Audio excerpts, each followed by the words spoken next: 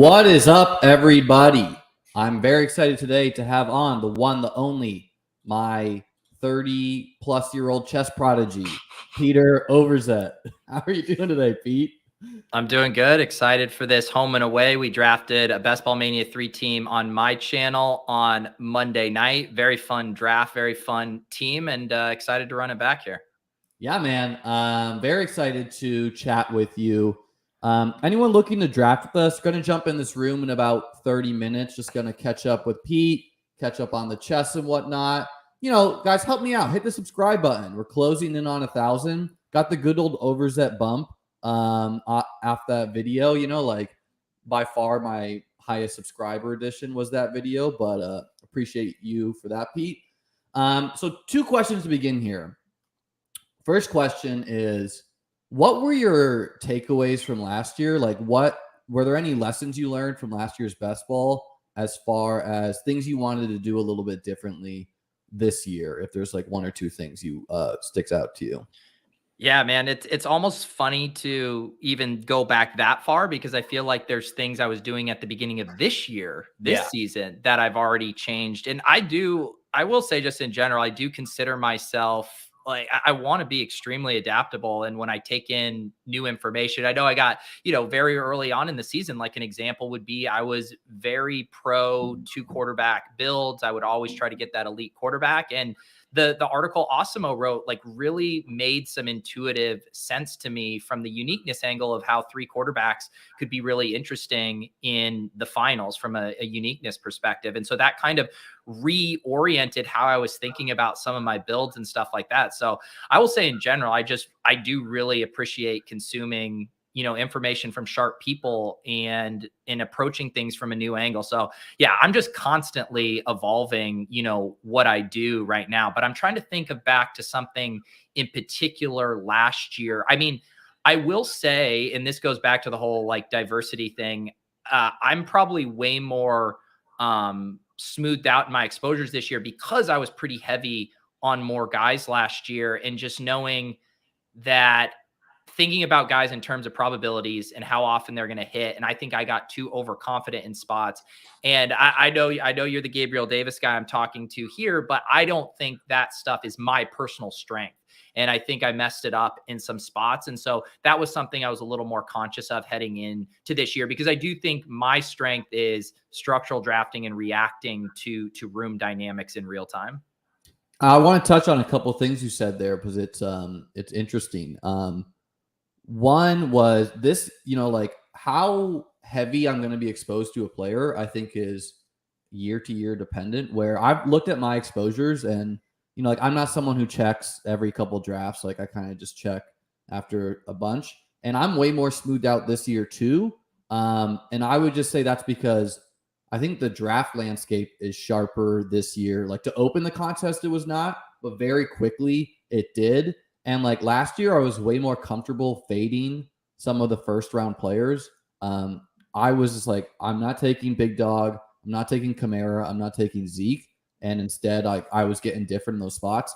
This year, I don't feel that way. Like I do not want to fade any of the top 6 guys. I'm more comfortable in the back end getting unique. But like, it's just trying to get cute to me if I'm gonna be like, I'm out on Justin Jefferson or Jamar Chase or Eckler even or Diggs.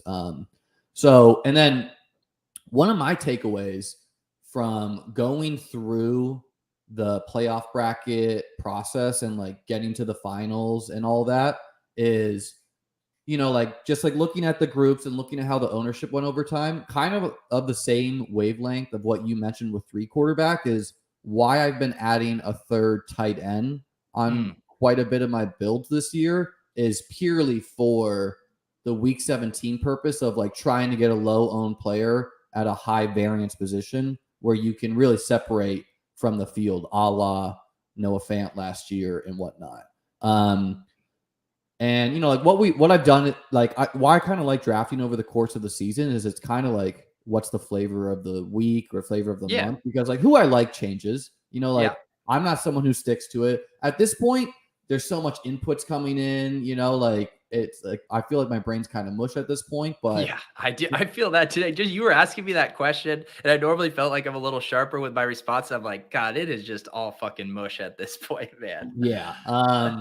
And then what about do you have a pulse on the landscape this year as like do you feel the field is sharper? Do you feel like we're just in a bubble in that regard? How could people be big wrong? Anything like that, Well, yeah, that was actually the other thing I was gonna say that does feel really different last year, where I should see what my overall like zero RB exposures were last year. I think it was very high. I think I was doing, just anecdotally, I would guess I was doing zero RB like 75% of the time Yeah, in like my I think drafts. I was the same.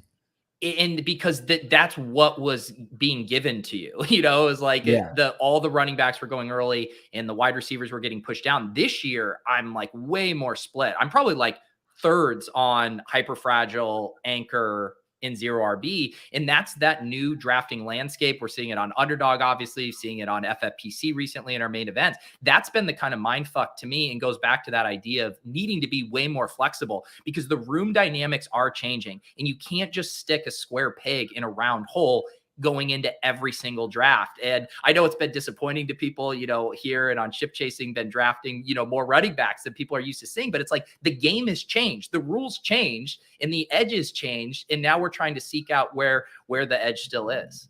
I was there's two things I want to say on that. One, I think a lesson from my zero RB teams from last year is I think I was doing too many wide receivers on them. Me Like too. start 6, end with 9.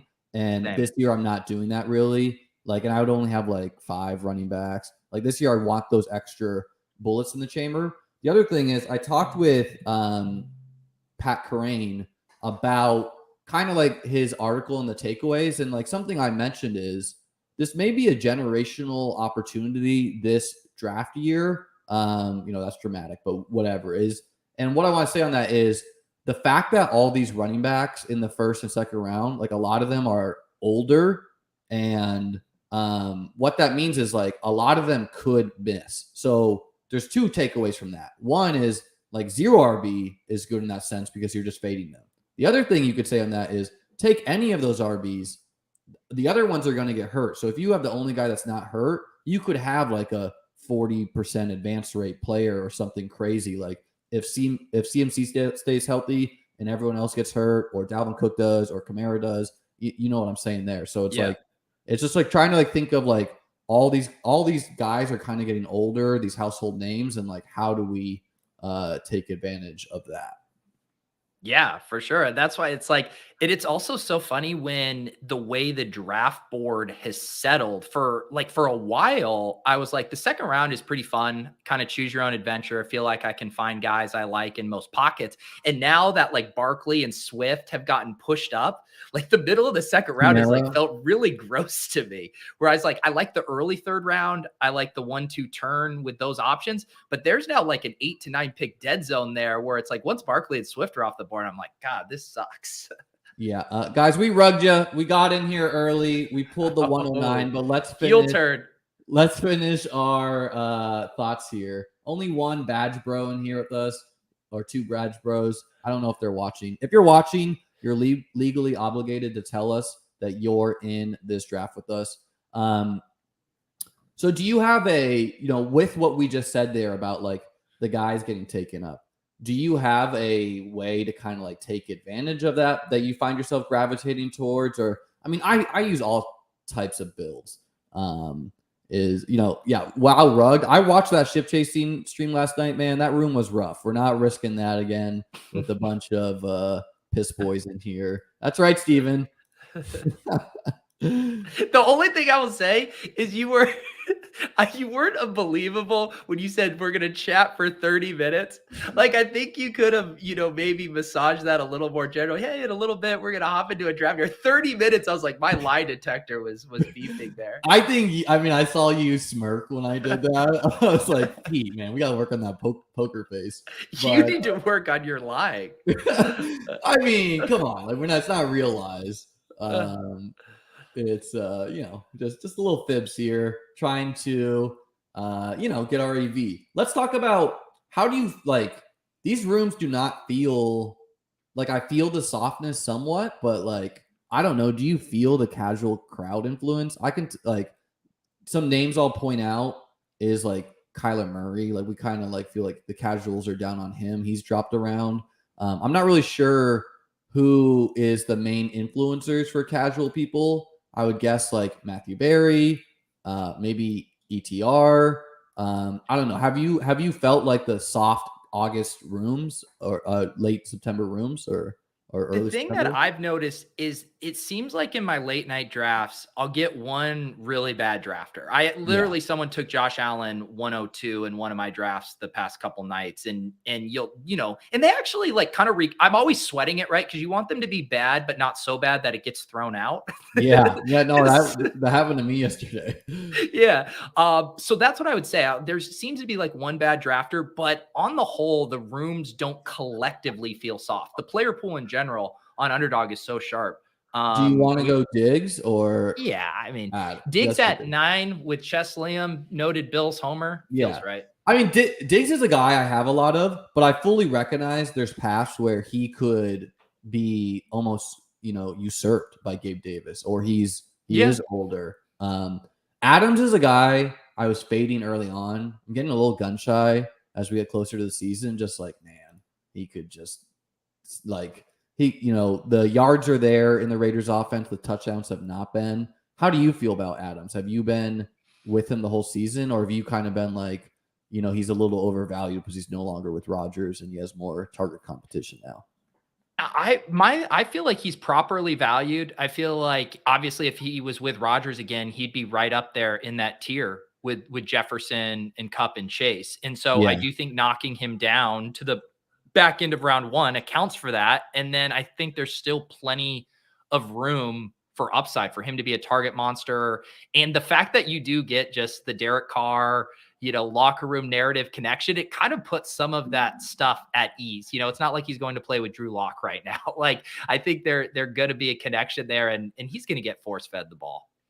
Yeah, and I mean Waller is older. I mean, I think Renfro is a red zone weapon. Kind of, like it's like these little slot guys who could just shake one corner and get open at will on like Yeah. one-on-ones. They're like uncoverable. But I'm not calling ETR casual, Mike. I'm just saying they have a big audience, compared to someone like me. Well, I would say, to answer your question, the guy who has the biggest because you mentioned, I forget, like, Matthew has the biggest audience in fantasy, but he's not streaming drafts. He's not doing No. Underdog content. Like the guy Fantasy Flock who has Mason, I think is his name. He has like 80,000 subs, and he was just ripping Underdog drafts this past month. Like he's honestly probably one of the bigger casual drivers of play. I mean, he's getting more views than probably all of us micro Underdog influencers combined. Yeah. That's like I'm not aware of everyone in the industry, even some of the old guard. Who you got in this range, Pete? Let's have you rip a pick here. You want to? This is that gross range we were talking about. I'd be This cool, is where, like reaching and getting yeah, unique with AJ. You want to do that? yeah. What did we start with on ours? Didn't we do something? Lamb AJ? We started with Cup and AJ, I want to say. I'm going to pull up that team just so I can remember. Yeah, we had Cup and AJ because we had Stafford and Carr. Like I think we had, or Andrews too, maybe. No, we got Andrews in the third, and we went AJ in the second and Cup in the first, I think. So yeah, we did. Yeah, and so I agree with your thought process. That was what I was going to talk about, this gross, what I'm now calling this dead zone in the second, where it's like, if you're not getting an ADP value or a guy you really like, at that point, let's just get unique. Let's get 2 third-round picks that wouldn't otherwise be available to us. I mean, I'd still do like Kamara and Jones quite a bit. But, and AJ has very rarely slipped to the third, but the Diggs AJ pairing is very unique. I think at this point in the offseason is when you want to get unique, when there's not that many drafts left to fill. And like, sets us up also, like Hurts' ADP has settled down in this range too, where people are now having to reach on Hurts to pair with AJ, where we could kind of like naturally take him. and just two ballers, at the I wide know. receiver position. How much AJ do you have? I have a lot of AJ Brown. Yeah, me too. I was looking up when we brought up the Adams stuff. So I'm double the field on Adams, 16%, and AJ Brown, I am at same 16%. And that Adams exposure kind of came at the expense of Eckler, right? Because I saw you were a little light on Eckler, which like guys I'm lower on. Now I've done a lot of guest streams, so it's pooling my exposures a little bit where I let the like guests kind of like if someone wants Derrick Henry, I'm not gonna like fight them tooth and nail about it. And I mean like Derrick Henry, like if Derrick Henry's the only guy who remains healthy in this range and all these guys fall off. Yeah, Chris says I think AJ is the best guy to reach on for the sake of getting unique. I would also add any tight end to that thing where like if we took Kyle Pitts there, doesn't feel good because he like naturally aligns with the third. But if you're reaching on a tight end, quote unquote, it's just a position that easily separates from the rest of the field. There's only going to be a couple guys who smash there, but it doesn't really make sense to take Pitts when there's like infinite third and fourth Pitts teams. Man, I am worried about my lack of Eckler exposure. He's also just a really hard guy to get, right? Because I'm not passing on any of the top 5 for him. And early on in the offseason, obviously, I wish I could undo that where I was kind of aggressively grabbing Diggs and Adams at 6. I wish I could kind of undo that a bit. And then he's not falling to 7. So you like pretty much have to have 106 to get Eckler. That's where I just like ran hot on 106s and I was taking him over Diggs and Adams, where I still have a big Diggs bag because like I don't really take these names as much, like the Najee, Cook, Henry tier. And I don't think it's like wrong. Like you would feel safer being even, but again, you're like the Diggs Adams seasons where those guys score a lot in the playoffs, you profit more than the season. Like if and if it's Eckler, you lose. Like it's not that big a deal. Like you couldn't really cover all your bases, The other thing that stings with Eckler is, I mean, I love the Chargers playoff schedule. Yeah. It's their week 15 through 17 is just so nice too. So yeah, and I find myself really light on Herbert. I am too. Like I love Herbert, but he just really quickly, Big Mike and Keenan got steamed up. I was tight. My first, okay, let's make a pick here. So do you want to grab Josh or do you want to? So I've really enjoyed the builds where I've been able to sneak Allen into the 4th on a couple. You want to gamble that? Yeah. I mean, I'd probably be Sutton here unless you got something else. Or you could go Gabe. Do you want to take Gabe? Have you done the onslaught? I've done Allen now and then Gabe in the 4th, but let's do Sutton. Yeah. Just because we took AJ Brown, it feels like in Sutton, dude, I looked at a draft I did now this is day 1 of the contest, so it's not that big a deal, but the dude had an ADP of like 80. So Josh instantly goes to this guy. We should have guessed the Najee drafter would take him. But it's not that big a deal to miss on Josh just because we're going to take another elite wide receiver. I'm not really wanting to stamp the feet for these guys. And then we can maybe get Hurts, or we could go Marquise Brown and get Kyler Murray. Yeah. We can do any of those things. Yeah, that's always the nice thing when you get, if you get like a Marquise, AJ, and Sutton, and you basically have feathered in 3 elite quarterback options in 6, 7, and 8, all right there is pretty nice. Yeah, so the first draft I did the day the contest opened got canceled, unfortunately. And that was like a Herbert, Keenan, Big Mike stack. And I was like, okay, at least I got like a good one. I was like, God dang. I guess someone did something weird or something. But I appreciate that Underdog does that. I wish we could get any transparency on any other platform that they do that. Yeah.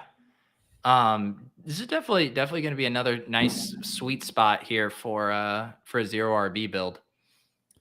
Yeah, and that's kind of how I like to play these later picks is I don't want to bet against the CMC, JT, these guys are going to get me on running back points probably, but I can lap them at wide receiver, we hope.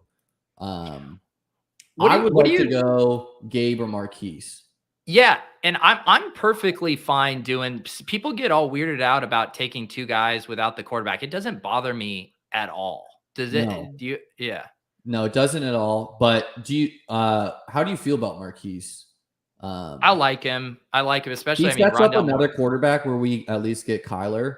Like we have shots at Hurts Yeah, and Kyler. Like I know your Gabe is choice. gonna smash. Let's let you. Should we do Gabe or should Let's we do do Marquise? Gabe. Bill's Let's full do Bills Gabe. experience. No, I'm not weirded out at all about doing Diggs, Gabe, and no Allen. It's like we're absorbing all the points from the Bills offense anyways, and then we can just get, uniquer and all the time skill position guys can go off and the quarterback does not. Right. Um, Yeah. It just, yeah, obviously Allen can separate from the other quarterbacks, but it's I do like the idea of you're going to have 2 quarterbacks at least on a team. Like, you're going to be lining up other stacks. It means you're going to have wide receivers. You're still wanting to make concentrated bets on teams. If we could start 5 quarterbacks, we would, double stack all of them if we could, but we only could do it with a couple. And I love still getting 2, 3 players from the best offenses. Like, I'm just never going to yeah, shy away from that. from the Super Bowl favorites, like Yeah. as long as Allen's healthy, they seem like they're going to smash. Sutton's a guy I don't have enough of. I feel that a little bit about Judy too. Maybe I do, but he just really quickly got very expensive, and the market's just decided it's Sutton. I'm still not 100% there myself. How are you? Do you have a bit like? Have you been just saying it's Sutton ahead of this tier of guys and getting your exposure there, or?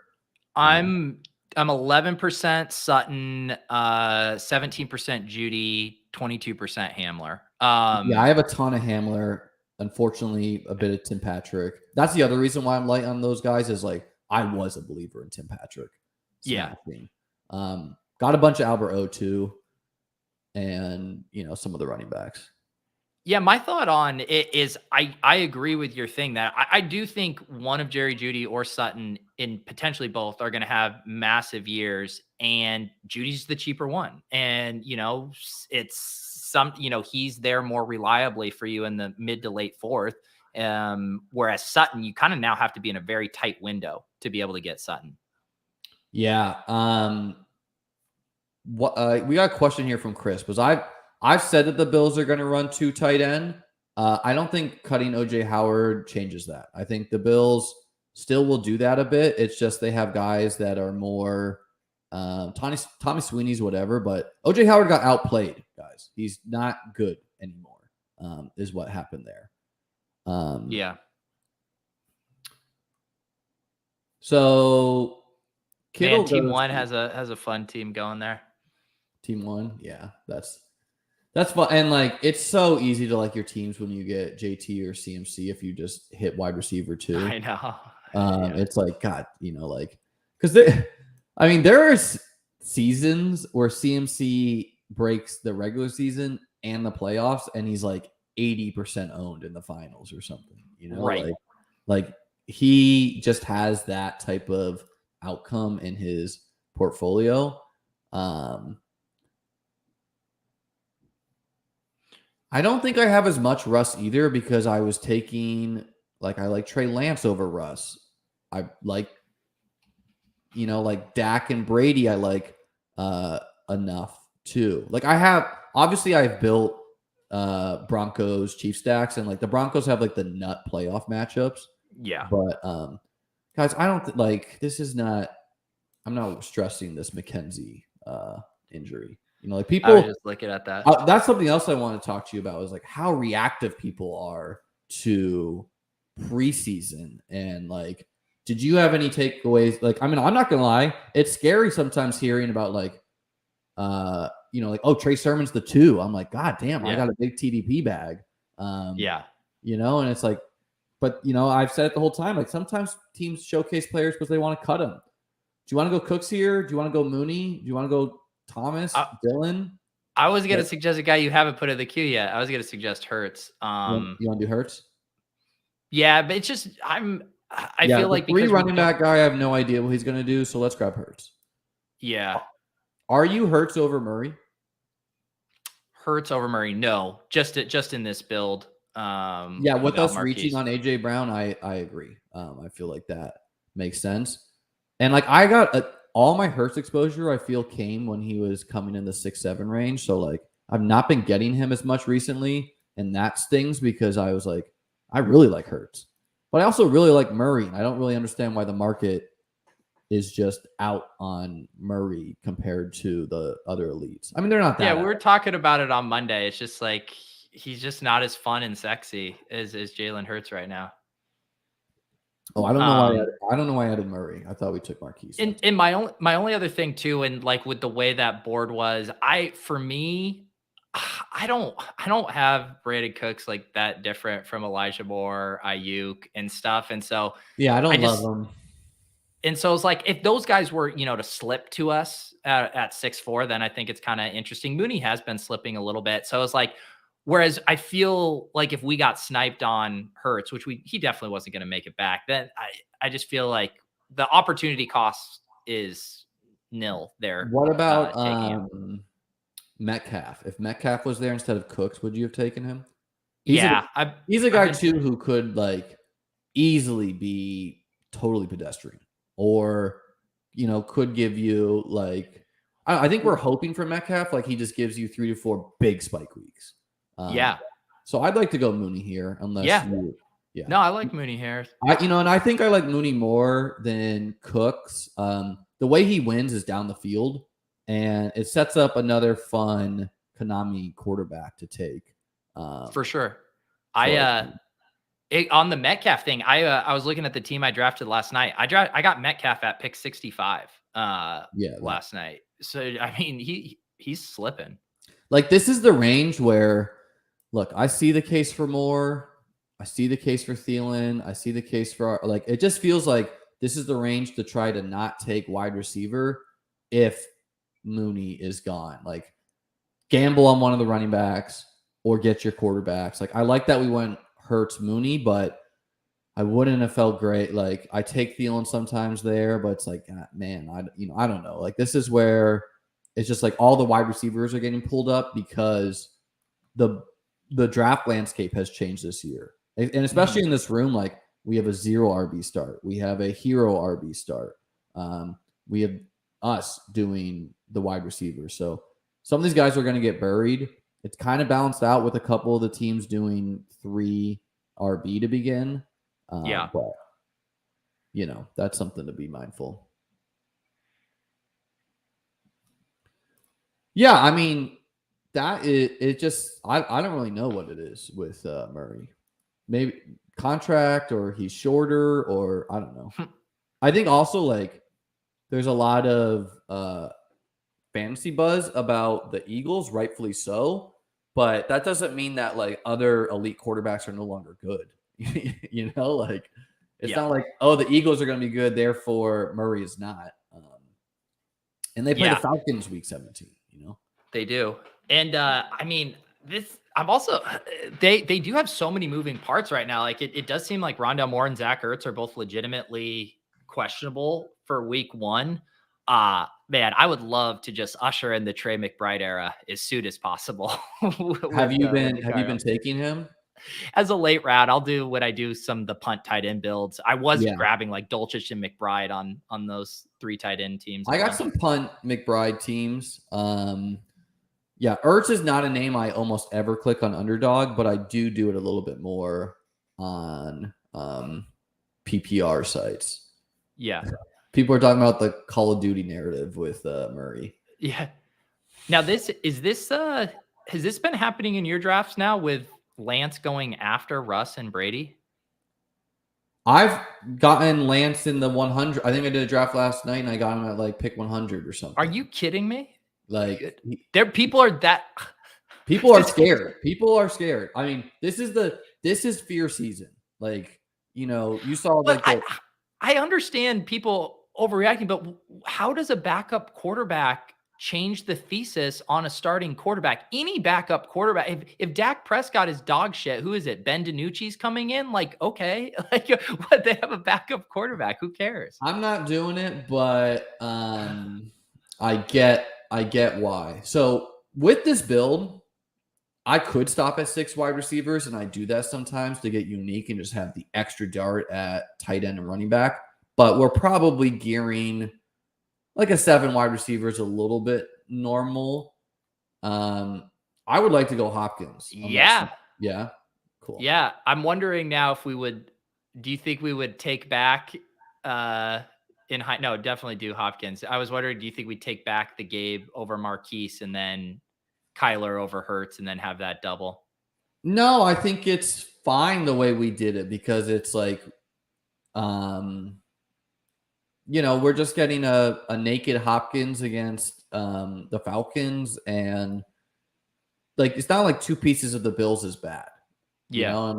and we're just going for the ping pong narrative, like the T Higgins, Jamar Chase narrative of last year, where it's like it was Higgins week 16 to get to the finals, and then it was Chase in the finals. Yeah. And we're hoping for the same thing. So like maybe with that in mind, we're like we probably don't want Davis and Diggs both in our final 4 guys. Like maybe that does gear us to a 7th wide receiver where like really we want our for week 17 in the finals. Like we want it to be like Brown, Sutton, Diggs or Davis, and then Moody or Hopkins or whoever the hell we add. Yeah. I thought it was interesting, the Ramondre versus Pollard discussion last night. It's close, man. And like I see why. Like I agreed with what you said, where it's like there are cases where Pollard's just expensive. Naheem Hines. There are cases where Ramondre really lets us down. That is totally in the cards too. And like I don't think it's wrong to reach on necessarily any person who could be a league winner or could be a zero. It's just like you're getting a unique team compared to the field if you like. And I don't think you guys really reached on FFPC, but compared to like earlier teams.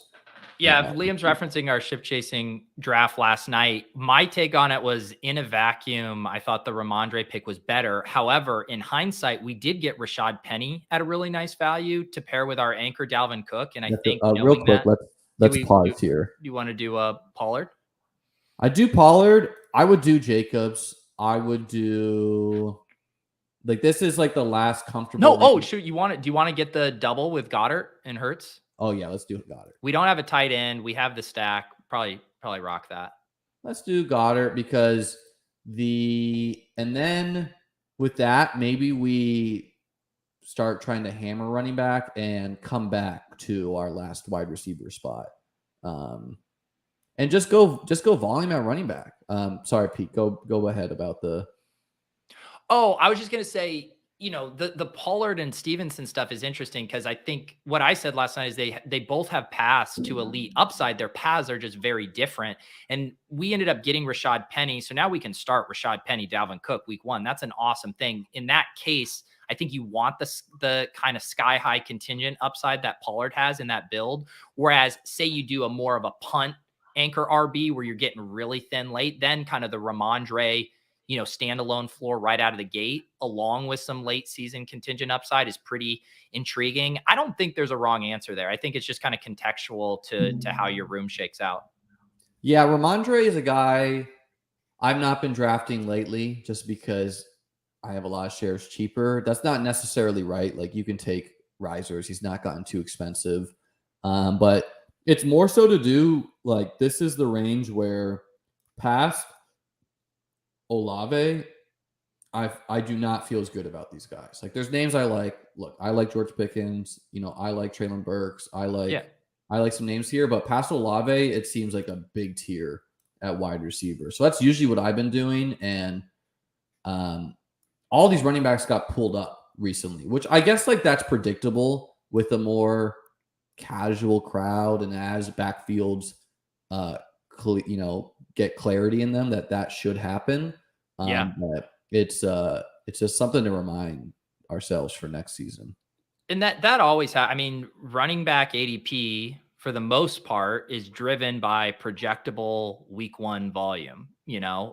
Underdog drafters do a pretty good job of balancing out upside and in-season stuff.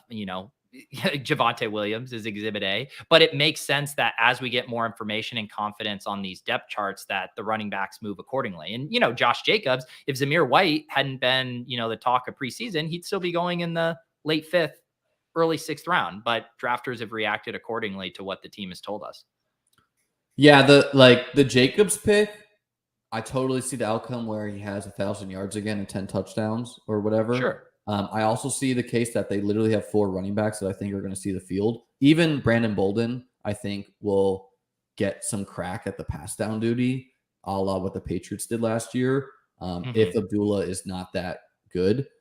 So it's like, other than White, at this point, I kind of want to stay away. I take some Abdullah on PPR sites. Yeah. And I have like a share of Bolden or 2. Yeah. What kind of running backs are we looking at here now? Sometimes I don't like to look at the board just in hopes that no one plenty of names to like. We know how this is going. It's going back to our James Cook versus Devin Singletary debate. Yeah, and I mean it's a place that I think Moss hurts Singletary more than Cook. Yeah. I've had some people read that differently. I want to go Hunt. I would do Hunt too, yeah. Yeah. Okay, cool. Let's do Hunt. I didn't think Hunt was going to make it. Yeah, plays with arguably the best O-line in football. Just doesn't have any offseason buzz positive about him is why. And the Browns could totally be sellers at the trade deadline, where Hunt is a piece they could ship to a contender. Whatever. Fournette goes down, maybe Hunt ends up in Tampa or really whatever team. The Rams, super logical. Yeah. Like the Rams as an organization do not like to build through the draft. They're like trying to zig where others zag. So Hump seems like a piece they could add. And I still think there's for sure going to be a shakeup in that backfield, whether it's Dearness or Hunt. But it's like that Jerome Ford guy they drafted, and he looks good too. Yeah. And so it's like, ooh, tough. Really like this build. Obviously, we need some running backs. I don't mind telling these people here that we need that, because they do not need running backs. I hope they realize that. Thanks, Marcos. Appreciate that. Paul saying for 0 RB, are we just solely depending on wide receivers and elite tight end or QB to make it to the next round? I mean, that's obviously going to be our advantage, but we are going to mix in a blend of running backs who can give us some early season production, like Kareem Hunt, who's going to catch some balls, have some juice there. We're going to do some contingent backs that we need things to break right. We might add some pass catching backs. And the idea is you feather in these backs that can give you production at certain points of the season. Some of the backs we take might not do anything for 14 weeks, but if they give us a big week in week 15, that can do the trick for us. James Cook seems real nice here. Yeah. Yeah. And this is like, some people don't like to take 3 pieces from one offense. And look, there are cases where Cook is just expensive. Jerick McKinnon. I realize that. There's also cases like James Cook has a very low floor, to be clear, but he also has a massive ceiling. And I'm okay gambling on that. He's just a very explosive player.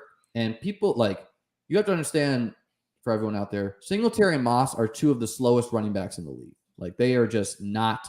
Singletary can get chunk plays because he's shifty, but he is not a burner by any means.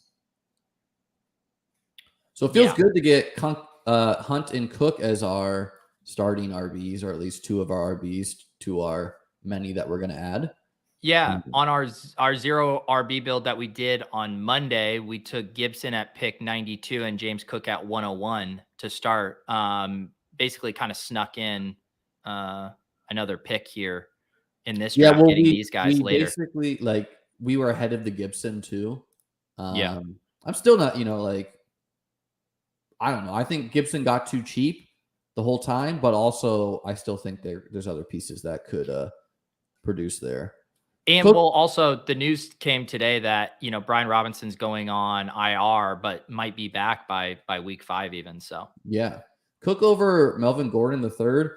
I'm almost always going to side on the age cliff there. But there are cases where Melvin Gordon is not producing in the playoffs when we would need him most. And also, he's a guy who he can fall back to us in the 11th, but that's not happening with Cook. Yeah. Yeah, I don't mind Melvin at all, but like you said, he is a lot of times available in the 11th. Yeah, so I would say we're flexible. Like if there's a wide receiver that catches our eye, we could do it. What have you been doing with Dameon Pierce? Are you saying your bags are packed and no more at this cost? Do you mix them in sometimes? Well, I guess I'm not too bad. I was just under even with the field. I'm at 7%, and I haven't drafted him once Well, with but the you're seven elevated percent, price but tag. your 7% is at like the 130 to Yeah, 150. 130 or better. Like, Yeah. um, I'm very, the steamer who's on one of the worst offensive in football, who I really don't think is going to catch passes. That's a really tough sell for me. It feels very trappy at these new prices. I added him to 2 higher stakes leagues, just at expense here. Give Mm-hmm. me 1 second here. Sorry, guys. Let's see. I can hold down the chat. Randy in the chat saying, hit the sub button to help Liam to 1K subs. For real. Let him start monetizing this. Let him start throwing Cialis ads at you. Let this man line up some passive income streams. Sorry about that, guys. Had a doorbell ring, but we're back. Yeah, no, Pierce, like I added him on one FFPC team just because I didn't have any, and one higher stakes DK best ball, just in case. I don't know. But those are the only teams I'm doing it on. I'm not going to be doing it on other high stakes. And I got it like a little bit before he went absurdly. Like I was never taking Marlon Mack, so that feels good at least. And the thing that I think is a mind fuck for stuff with that, and thinking about guys' ability to actually beat their ADP and profit, like it kind of right now, Dameon Pierce is maybe not quite at his ceiling, but he's like probably getting drafted near his like 90th percentile outcome right now. yeah, I mean, he And looked good, but like maybe yeah, he was playing third stringers and like, who wouldn't look good? Like if I just don't know if they were playing like first string offense against backups, like teams do that in the preseason. yeah.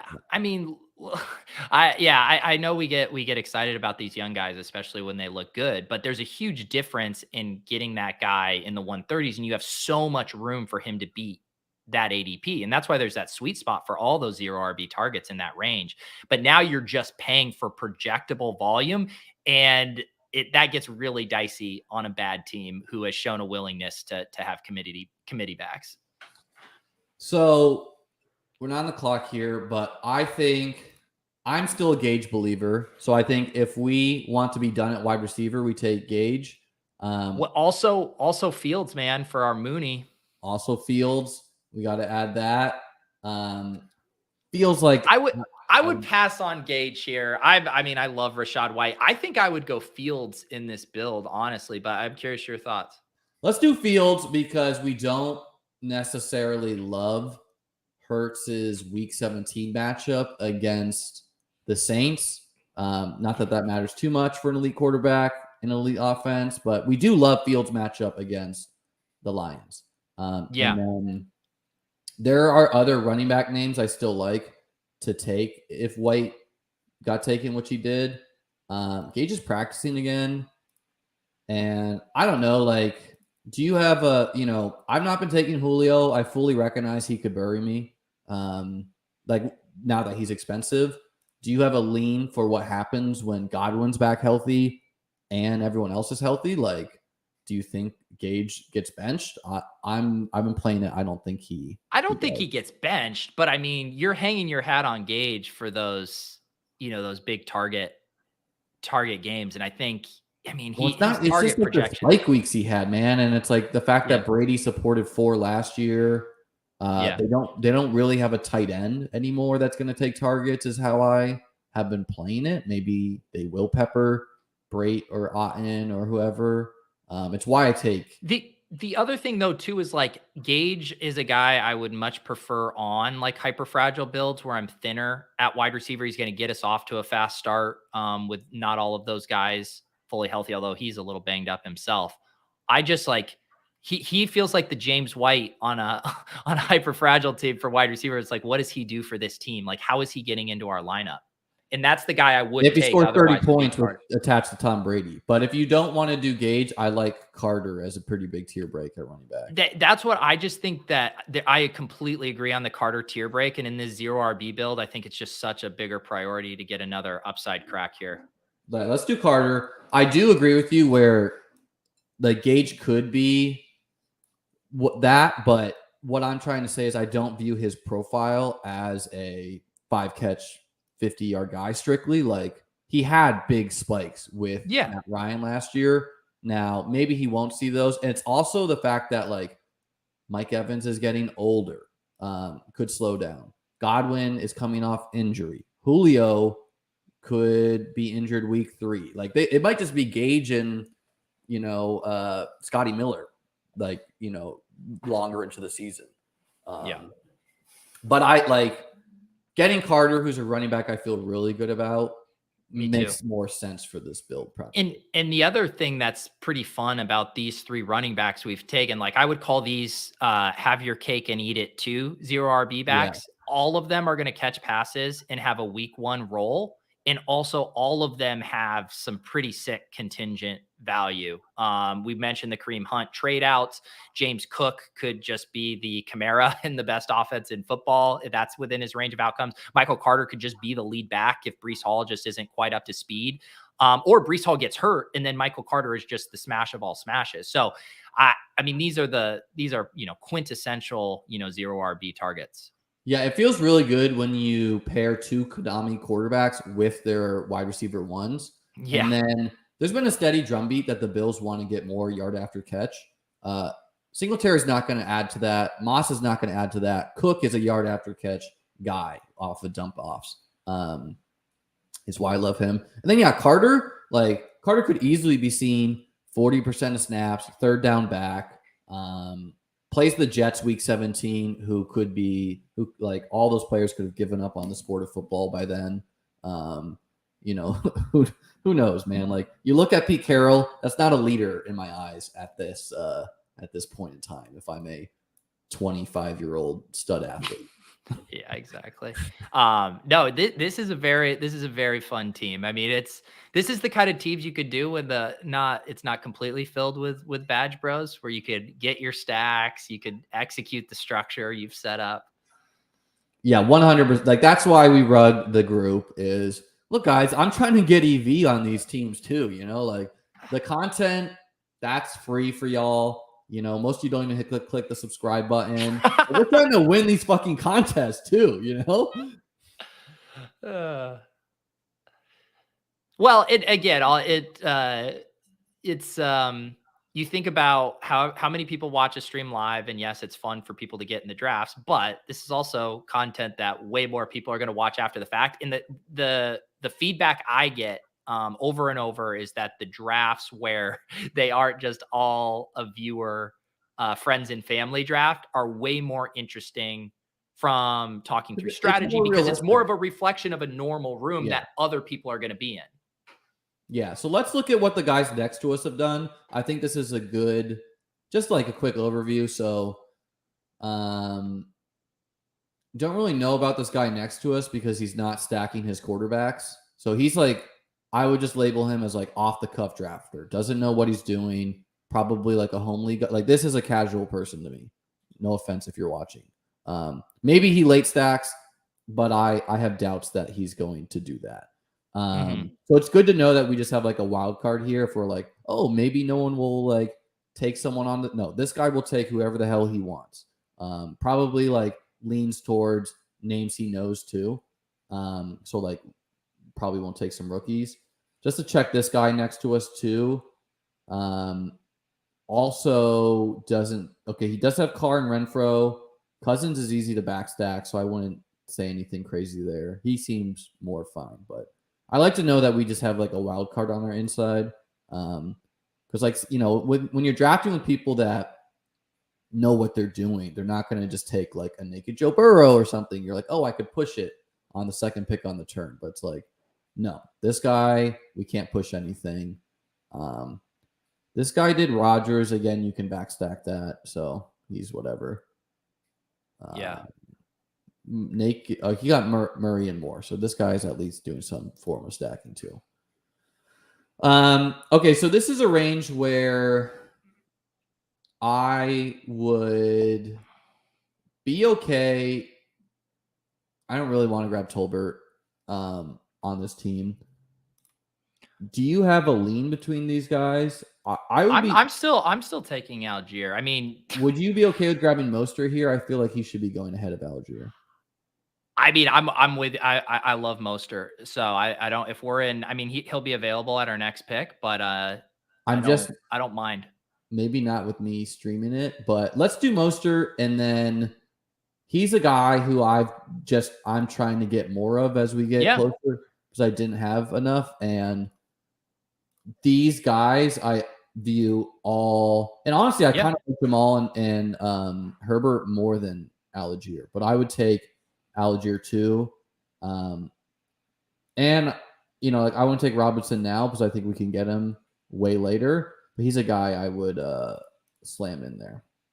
Yeah, and I think that's something I don't do very well, is even if I have Mostert in that same tier, but I'm probably with you in that I like him, just as much as those guys. I still find myself fighting that anchoring bias to ADP of being like, you know what, I'll just wait and get him at the next pick. But on recent news, I'm much more likely to do this, where like I just don't think the market's caught up enough yet, and like because I've seen some drafts where Mostert goes in the 10th, so like I know he is someone who is climbing up the boards, and like give it 5 days and he'll be in the 11th round or something, I don't get this, but the comment Mostert suck. I get it when people say he's injury prone. It's basically impossible to refute that, but he does not suck.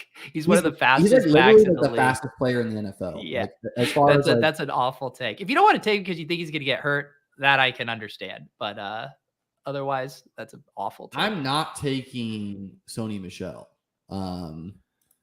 Like, I don't care that he signed with the Chargers. I'm not taking this dude. Like that, the fact that he failed a physical with the Saints, and then I feel like the Dolphins just like pushed him through on that failed physical because that like Mike McDaniel wanted him and then cut him. Like that's not a good look.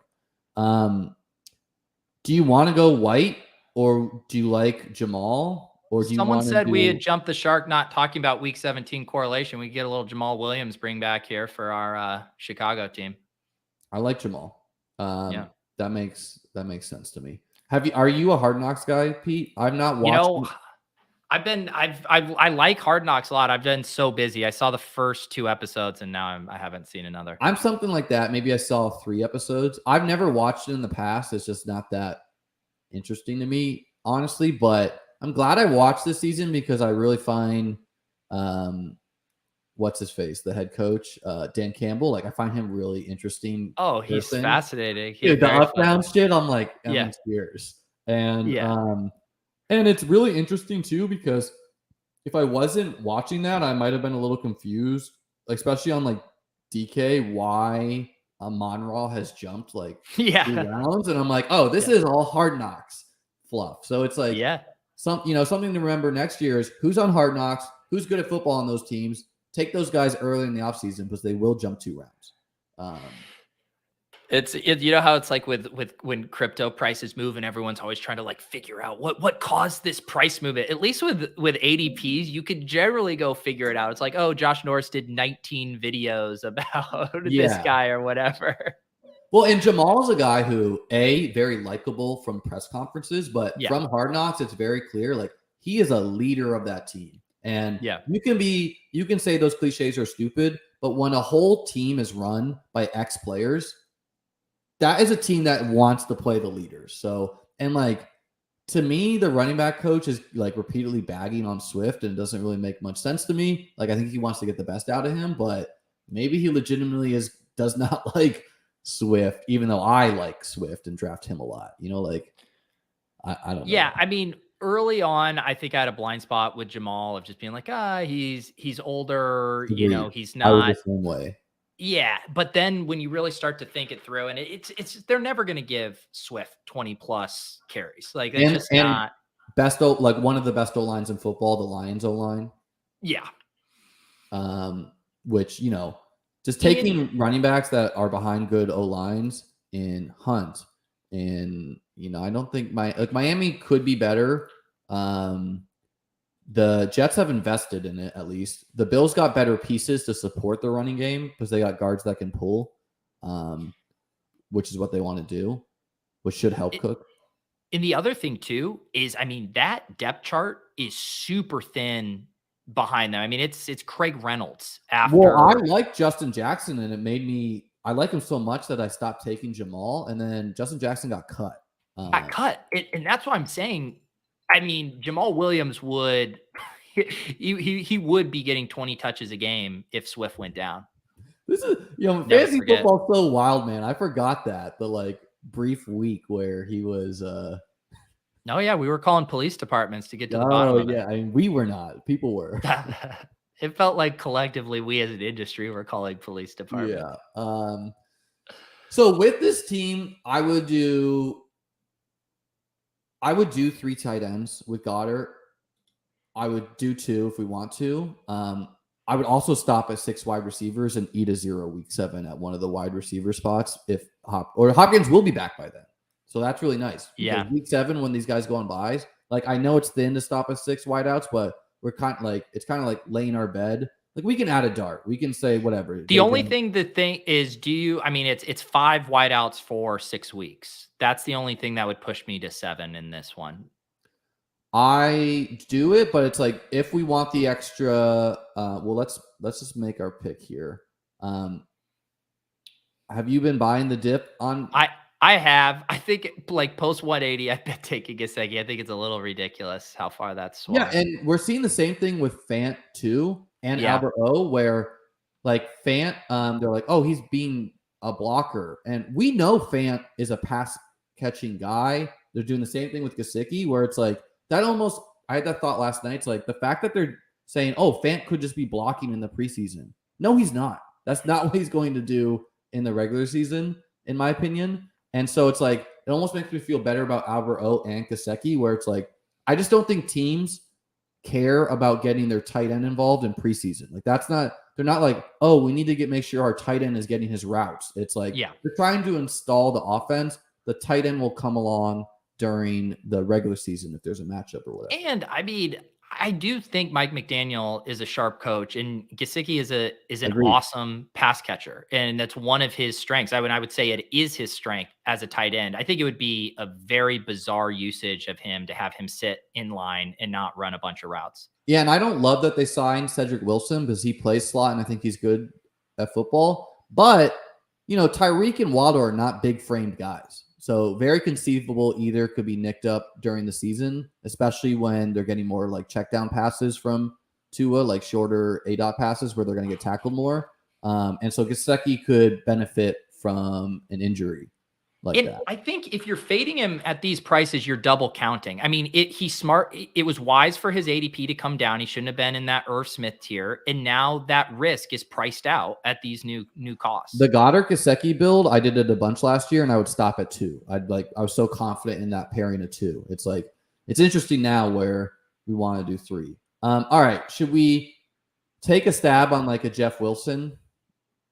You know me, I'm Eno over Jeff Wilson every day. He's locked that job up, but I like Jeff Wilson too. I like Eno. I have a ton of Eno. I just don't have much Jeff. Get yourself some Jeff then. Well, Eno correlates with DeAndre. I have so much TDP. Let's do Jeff. You didn't do it. We don't Eno. We did the fun little gamble, and it chooses for us. Oh my goodness. Okay, we have 2 more picks to make. So you want to do another wide receiver? What are we at running back? So we at 6? We're at 6. How do you feel about this group of 6?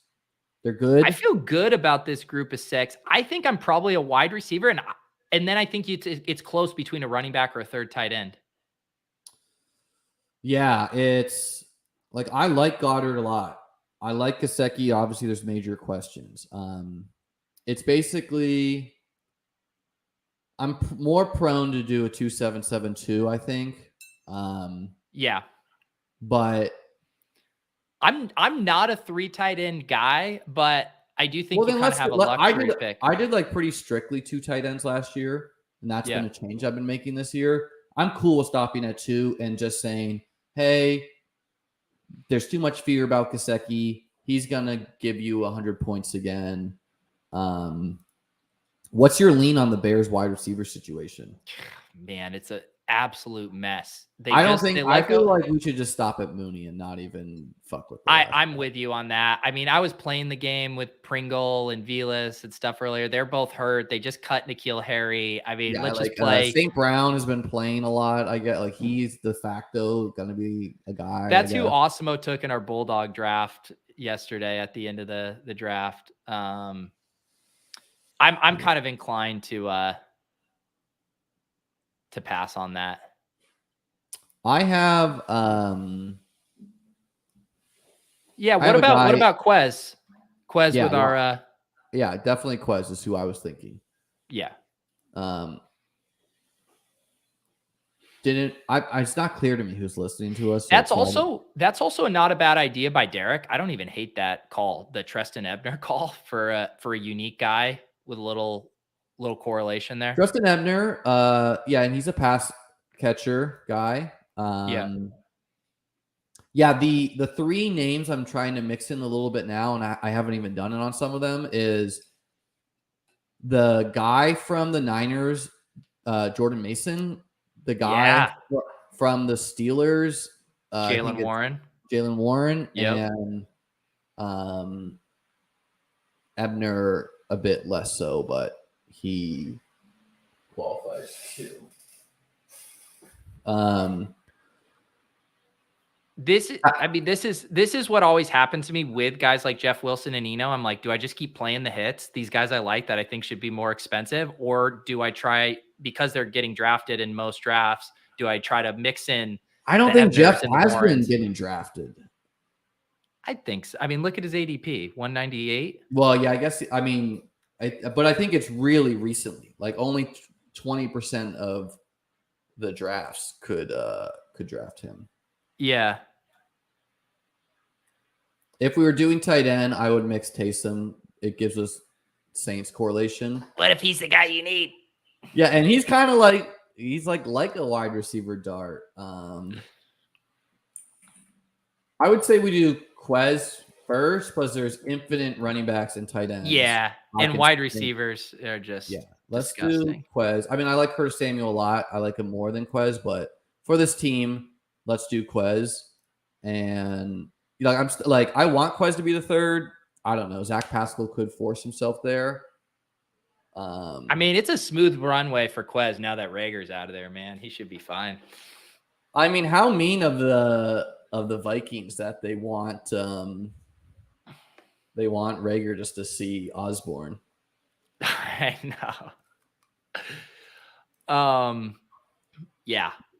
This is one of my biggest spots here where I'm just like, do I go off the board or do I grab the guy who I think's undervalued?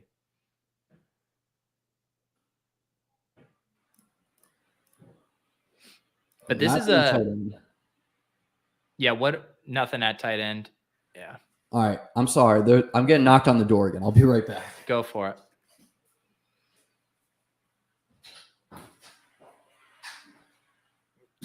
Oh, Kyle says Mason isn't in the pool. That's a bummer. I was reading some rosy Jordan Mason reports earlier.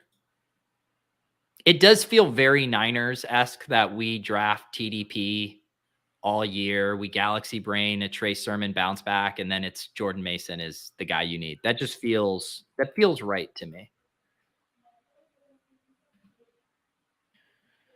Matt says he has 10% Jalen Warren over here with 7 BBMs left. If he'd been locked in backup all summer, he'd be a 12th round pick.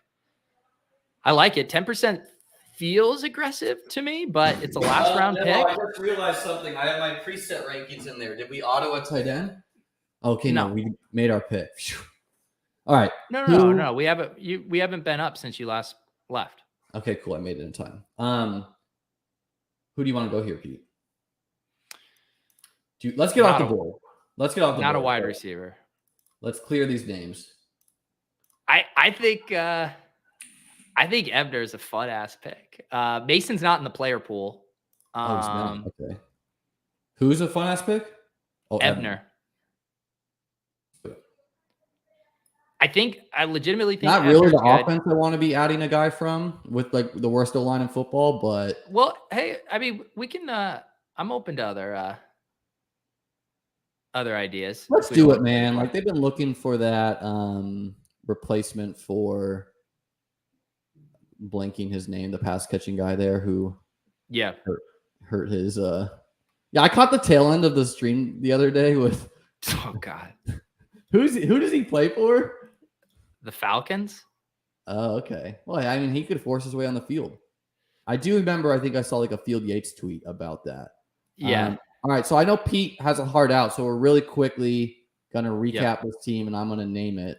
But I feel good about it. We built another 2772. Look at our team if you could from before and tell me which team you like better that we did together on your stream. Ooh. Well, I think that's like a good thing to do for us, you know? Yeah. So the one thing about Different pockets, I guess though, of the draft. in this draft, we got a couple nice running back values on Hunt and Cook, sliding 10 picks after ADP. In our other draft that we did on Monday, we got insane value on Dak 116, Stafford 125. Like, huge. Well, we went a more expensive quarterback with Hurts over. I mean, like I count Dak and Stafford close in the tier there, but like we have a tier up quarterback on this build. Yeah, making it a little bit different. They're pretty similar teams structurally. We have the bully tight end on our one with the Andrews Waller, but we have better mid-tier wide receivers on this one. I think they're both pretty interesting. Cool. Well, let me name this bad boy and then let's get out of here. Pete, tell the people what you got coming up for week 1 of NFL season. Yeah, I mean, I'm going to sneak in a couple more best ball streams here. I'm going to do another, like I did with Liam, flex best ball breakfast on Monday, which is Labor Day to the evening. I'm going to have Leone on. Been just trying to knock out a few more of these streams with people I enjoy drafting with. So that will be the last best ball breakfast stream. We got Splash Play with Spags. We're going to actually be drafting here in 20 minutes on my channel. And then, yeah, I should have some announcements about my DFS stuff coming soon. Going to pre-record something for week 1 DFS, have a fun partnership that I'm going to be dialing up and announcing. And yeah, so I'll let people know about DFS stuff soon. But yeah, otherwise going to Vegas for FFPC drafts next Wednesday. So looking forward to that as well. I don't think I'm going to be able to make it this year to Vegas. Just became too much. But thanks so much for coming on, Pete. Hopefully we are, I'm coming up to Massachusetts to sweat this team. Week 17, or you're coming down to sunny Florida if you want to. I like that direction better. Yeah, if you want a vacation, and we can watch this team in a bar or whatever. All right, guys, have a great day.